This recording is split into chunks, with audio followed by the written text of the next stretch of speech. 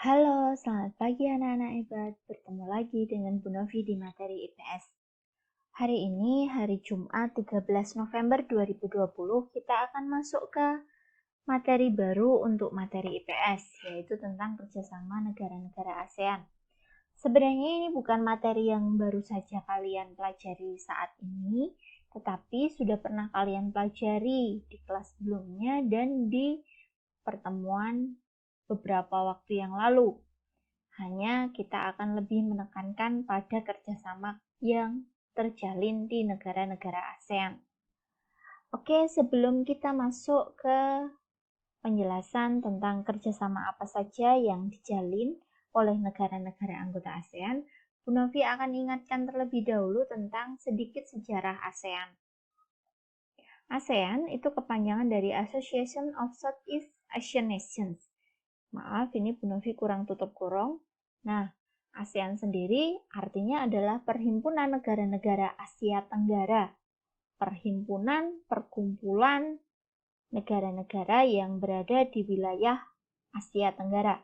ASEAN itu merupakan salah satu contoh perjanjian atau kerjasama regional, atau artinya adalah kerjasama yang dilakukan oleh negara-negara yang terletak di wilayah tertentu.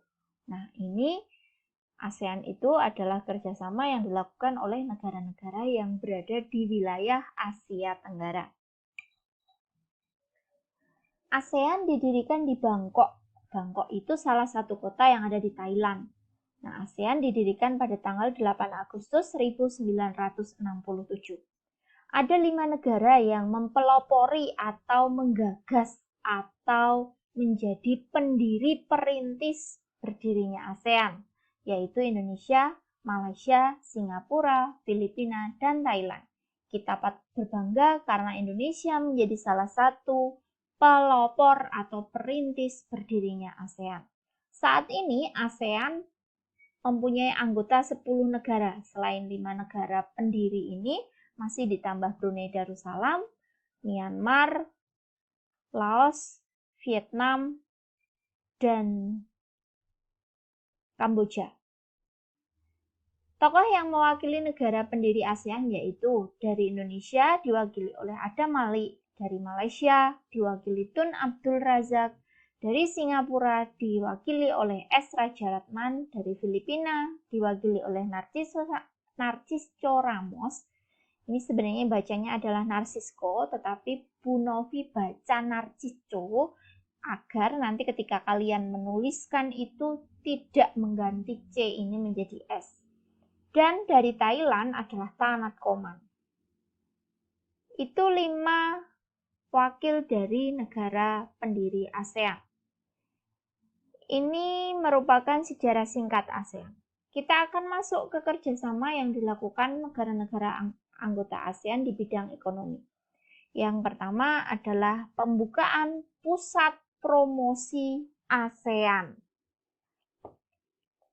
Mendengar kata promosi, kita sering mengkaitkan dengan hal-hal yang menarik orang lain agar tertarik dengan apa yang sedang dipromosikan. Begitu juga ASEAN. Meskipun ASEAN sudah dikenal oleh berbagai negara di dunia melalui PBB, ASEAN tetap perlu mempromosikan dirinya pada dunia luar. Promosi yang dilakukan oleh ASEAN meliputi sektor perdagangan, pariwisata, dan investasi. Tentu ini dilakukan supaya terjadi perkembangan di berbagai sektor di negara-negara ASEAN. Pembukaan pusat promosi di Jepang mempunyai tujuan untuk melakukan peningkatan kegiatan ekspor dari negara-negara ASEAN ke Jepang. Jadi pusat promosi ASEAN itu ada di Jepang. Yang kedua, penyediaan cadangan pangan. Beberapa negara ASEAN seperti Thailand, Indonesia, dan Kamboja dikenal sebagai lumbung padi ASEAN. Sampai sekarang, negara-negara tersebut konsisten dalam penyediaan cadangan pangan bagi negara-negara anggota ASEAN. Nah, kerjasama ini dilakukan dengan tujuan saling menguntungkan, tetapi bukan berarti kerjasama ini melupakan perkembangan setiap negara. Jadi dengan adanya kerjasama di bidang penyediaan cadangan pangan atau makanan, negara-negara anggota ASEAN itu saling bahu-membahu untuk mencukupi kebutuhan pangan di negara-negara anggota ASEAN. Yang ketiga yaitu penyelenggaraan proyek industri. Beberapa proyek industri yang merupakan hasil kerjasama di bidang ekonomi ASEAN yaitu yang pertama, ASEAN Aceh Fertilizer Project, atau kalau bahasa Indonesianya biasa disebut dengan pabrik pupuk di Aceh, Indonesia. Jadi ini pabrik pupuk yang ada di Aceh. Yang kedua adalah ASEAN Urea Project, merupakan pabrik pupuk urea. Ini letaknya bukan di Aceh lagi tapi di Malaysia. Kalau yang ASEAN Aceh Fertilizer Project itu ada di Aceh di Indonesia. Kalau yang ASEAN Urea Project itu ada di Malaysia, pabrik pupuk urea. Yang ketiga, ASEAN Copper Fabrication Project, yaitu pabrik industri tembaga yang ada di Filipina. Yang keempat, ASEAN Vaccine Project. Proyek ini memproduksi vaksin, industrinya ada di Singapura. Yang kelima, Rock Salt Ash Project. Industri ini memproduksi abu soda. Industrinya berada di Thailand. Sekali lagi, ASEAN Aceh Fertilizer Project itu pabrik pupuk yang ada di Aceh. Kalau pabrik pupuk urea itu ada di Malaysia. Kalau pabrik industri tembaga ini Copper Fabrication itu ada di Filipina. Kalau pabrik atau industri vaksin itu ada di Singapura, sedangkan kalau industri abu soda itu ada di Thailand. Diingat baik-baik ya anak-anak. Di ringkasan sebenarnya ada, atau kalian coba di buku Bina Prestasi Tematik kemungkinan juga ada. Yang keempat adalah kawasan perdagangan bebas atau biasa disebut dengan AFTA. AFTA itu singkatan dari ASEAN Free Trade Area. Artinya kawasan perdagangan bebas. Apa artinya kawasan perdagangan bebas? Artinya adalah negara-negara anggota ASEAN itu boleh saling menjual produk dalam negerinya ke negara lain yang sama-sama anggota ASEAN dengan tanpa dipungut pajak. Contoh misalnya, Indonesia ingin menjual kerajinan gerabah ke Malaysia. Dua-duanya merupakan anggota ASEAN. Maka barang dagangan dari Indonesia yang masuk ke Malaysia itu tidak dikenai pajak. Itu artinya perdagangan bebas. Jadi maksudnya bebas adalah bebas pajak. Yang berikutnya adalah Koperasi ASEAN atau biasa disingkat dengan ACO, ASEAN Cooperative Organization. Koperasi ASEAN merupakan salah satu bentuk kerjasama negara ASEAN dalam bidang ekonomi. Organisasi ini merupakan organisasi yang bergerak dalam bidang kooperasi untuk meningkatkan kesejahteraan negara-negara ASEAN. Jadi, dengan adanya koperasi ASEAN, diharapkan dapat memperkokoh dan penopang perekonomian Asia Tenggara. Kemudian yang terakhir adalah ASEAN PTA atau Preferential Trading Arrangement. ASEAN PTA atau Preferential Trading Arrangement merupakan kerjasama berkaitan dengan pengaturan dagang preferensial atau pengaturan prioritas dagang. Kerjasama ini bertujuan untuk memberikan kemudahan, mempromosikan, dan memperluas perdagangan antar negara anggota ASEAN. Demikian tadi kerjasama negara-negara anggota ASEAN di bidang ekonomi. Kita akan masuk ke bidang sosial budaya. Yang pertama, Kerjasama di bidang sosial yang ditangani oleh Committee on Social Development atau disingkat dengan COSD atau Komite Pengembangan Sosial. Beberapa program dijalankan berkaitan dengan sosial budaya negara-negara ASEAN. Contoh program yang dilaksanakan yaitu program peningkatan kesehatan, pertukaran budaya dan seni termasuk festival film ASEAN, serta penyelenggaraan SEA Games, pesta olahraga negara-negara di Asia Tenggara. Yang kedua, dibentuknya Organisasi Menteri-Menteri Pendidikan Asia Tenggara atau biasa disebut dengan SEAMO. SEAMO singkatan dari The Southeast Asian Ministers of Education Organization.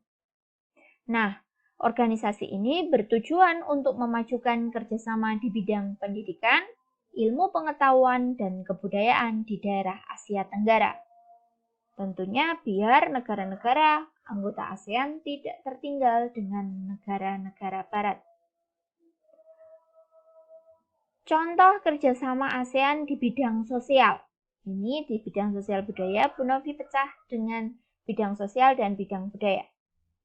Sekali lagi, contoh kerjasama ASEAN di bidang sosial. Yang pertama, pencegahan narkoba dan penanggulangannya. Bedanya adalah pencegahan narkoba itu mencegah agar narkoba lebih luas.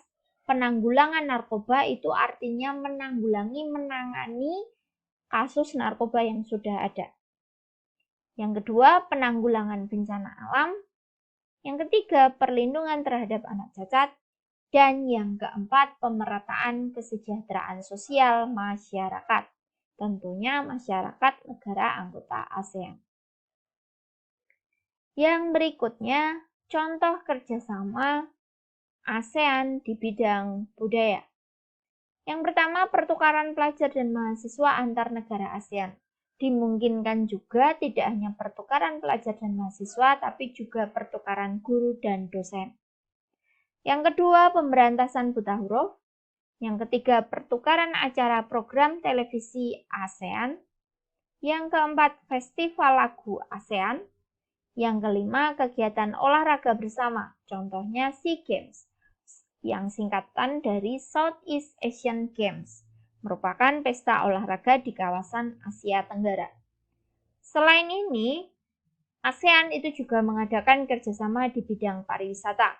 Tentu tujuannya agar semakin banyak wisatawan yang datang ke tempat-tempat wisata negara-negara anggota ASEAN, baik itu turis atau orang yang berasal dari anggota atau negara Asia Tenggara sendiri maupun dari luar ASEAN.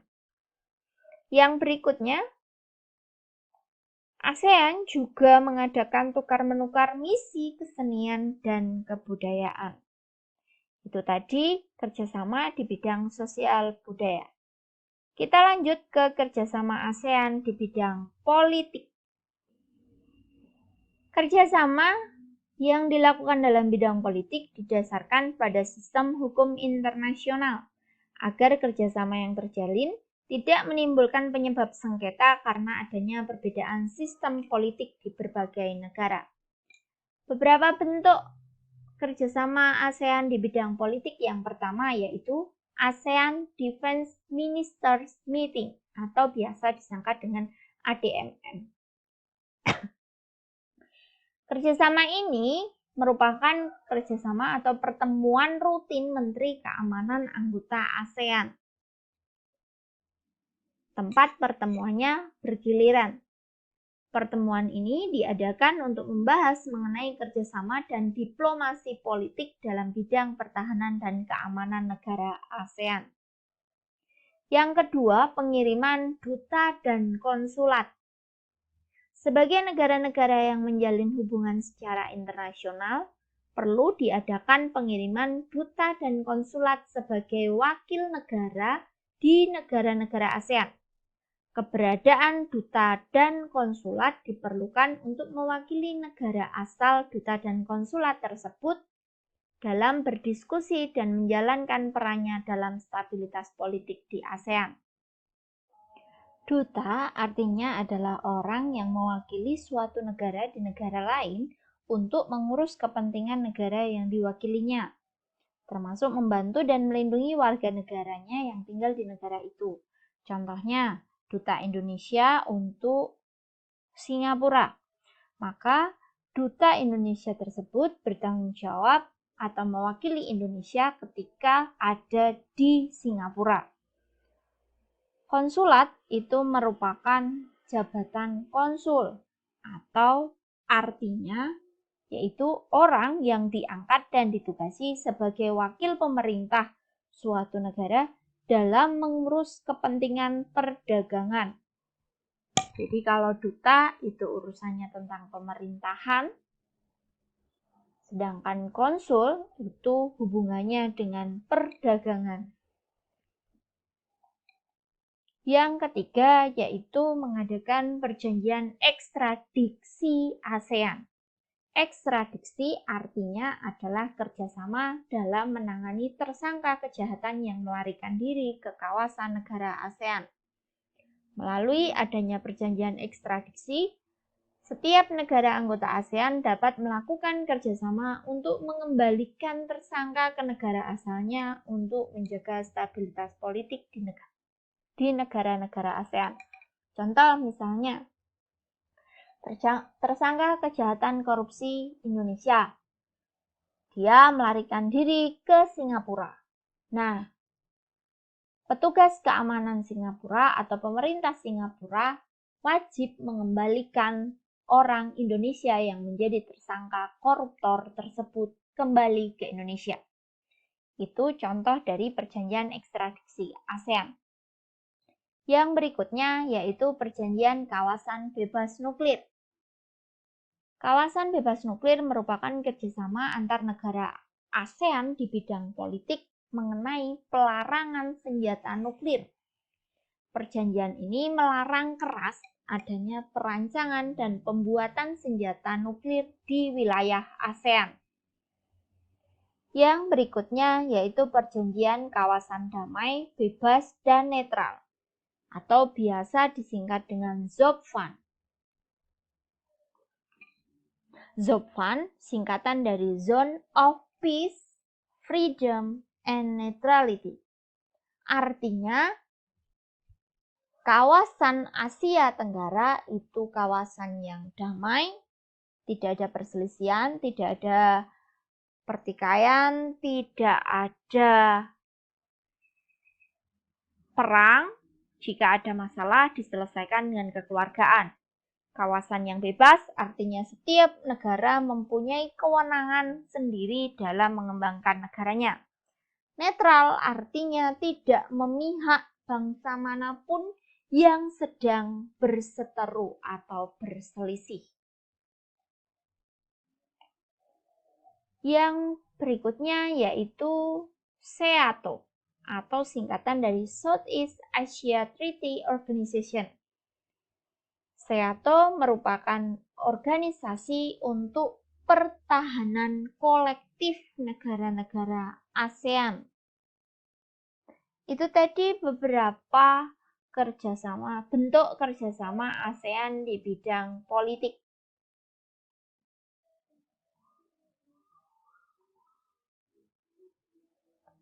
Nah, sekarang kita akan masuk ke berikutnya yaitu peran Indonesia dalam lingkup ASEAN. Perlu kita pahami dan kita pelajari bahwa Indonesia itu tidak hanya sekedar sebagai anggota ASEAN, tapi Indonesia itu mempunyai keterlibatan aktif di ASEAN. Apa saja keterlibatan aktif dari Indonesia? Kita simak penjelasan berikut.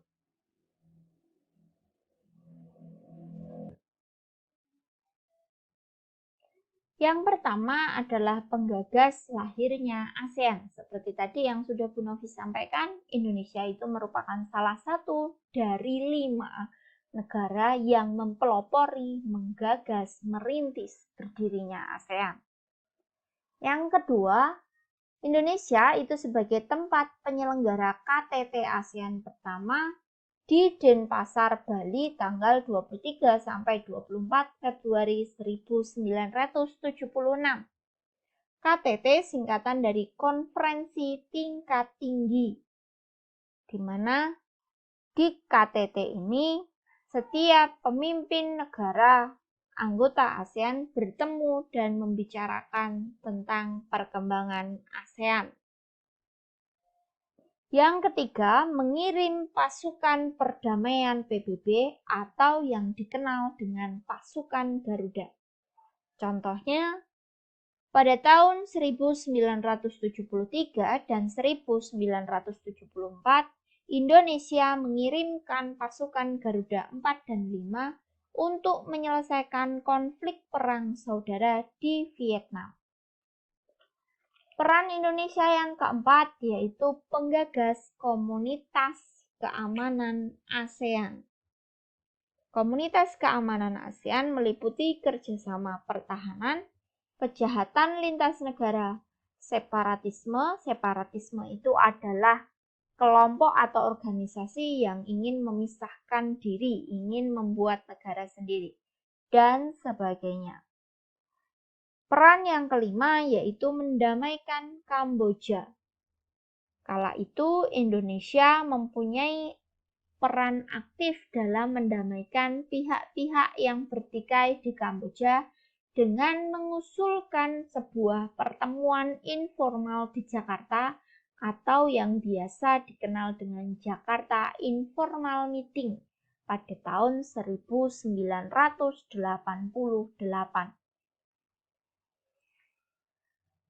Berikutnya, peran yang keenam yaitu Indonesia sebagai pemimpin ASEAN pada tahun 2004.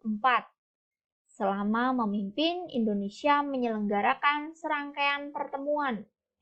Di antaranya yaitu pertemuan tingkat Menteri ASEAN atau ASEAN Ministerial Meeting, Forum Kawasan ASEAN atau ASEAN Regional Forum. Peran yang ketujuh yaitu memfasilitasi perdamaian Filipina dengan gerakan pembebasan Moro. Atas permintaan dari pemerintah Filipina, Indonesia membantu usaha perdamaian antara pemerintah Filipina dengan gerakan pembebasan Muslim Moro. Peran yang kedelapan yaitu mendukung terbentuknya MEA. MEA singkatan dari Masyarakat Ekonomi ASEAN. Peran yang kesembilan yaitu berperan aktif dalam AFTA. Sekali lagi Bu Novi ingatkan, AFTA itu singkatan dari ASEAN Free Trade Area atau perdagangan bebas di wilayah ASEAN. Berperan aktif artinya Indonesia tidak hanya sekedar membeli tetapi juga ikut menjual di negara-negara lain anggota ASEAN. Peran yang ke-10 yaitu ikut serta dalam kerjasama sektor industri. Contohnya, tadi sudah Bu Novi sampaikan industri yang ada di Indonesia yaitu industri pupuk di Aceh atau biasa disebut dengan Aceh ASEAN Fertilizer atau AAF. Selain itu juga ada PT Pusri yang berada di Palembang. Demikian tadi beberapa peran aktif Indonesia di lingkup ASEAN dan juga kerjasama ASEAN di bidang baik politik, ekonomi, sosial, dan budaya. Tugas kalian hari ini yaitu kita tadi sudah belajar tentang peran aktif Indonesia dalam masyarakat ASEAN dan juga kerjasama negara-negara anggota ASEAN. Nah, kerjasama yang dijalin di ASEAN tentu membawa manfaat bagi Indonesia. Tidak mungkin Indonesia bertahan menjadi anggota ASEAN jika tidak ada manfaatnya. Nah, tugas kalian adalah carilah informasi tentang manfaat kerjasama ASEAN bagi Indonesia. Sekali lagi, carilah informasi tentang manfaat kerjasama ASEAN bagi Indonesia. Kalian boleh mencari di buku cetak atau buku paket, boleh mencari di surat kabar atau media massa yang lain, atau juga kalian boleh mencari di internet. Sekali lagi yang kalian cari adalah manfaat kerjasama ASEAN, tapi khusus bagi Indonesia saja, tidak secara umum. Nah, kalau kalian sudah menemukan informasi tersebut, kalau seandainya kalian print informasi tersebut atau kalian gunting informasi tersebut, maka tempelkan informasi tersebut di buku tulis tematikmu. Tetapi jika kalian mencari di internet dan tidak kalian print, maka kalian tulis secara singkat informasi tentang manfaat kerjasama ASEAN bagi Indonesia di buku tulis tematikmu. Jadi mau ditulis atau ditempel itu menyesuaikan dengan kondisi kalian masing-masing. Nah, tugas dikumpulkan kepada Bu Novi paling lambat hari Sabtu, tanggal 14 November 2020. Sekali lagi, kalian boleh mencari sumbernya dari mana saja yang pasti bisa dipertanggungjawabkan. Oke, demikian tadi penjelasan dan tugas IPS hari ini. Selamat belajar, selamat mengerjakan. Terima kasih anak-anak, tetap jaga kesehatan ya anak-anak. Besok kalian sudah mulai weekend lagi, maka batasi berkerumun atau berkumpul dengan banyak orang, terutama jika orang itu berasal dari daerah yang tidak kalian ketahui. Nah, jaga asupan makan kalian, cukup istirahat, dan kalian juga ingat tetap semangat dalam belajar. Terima kasih anak-anak, sampai berjumpa lagi di hari Senin. Terima kasih.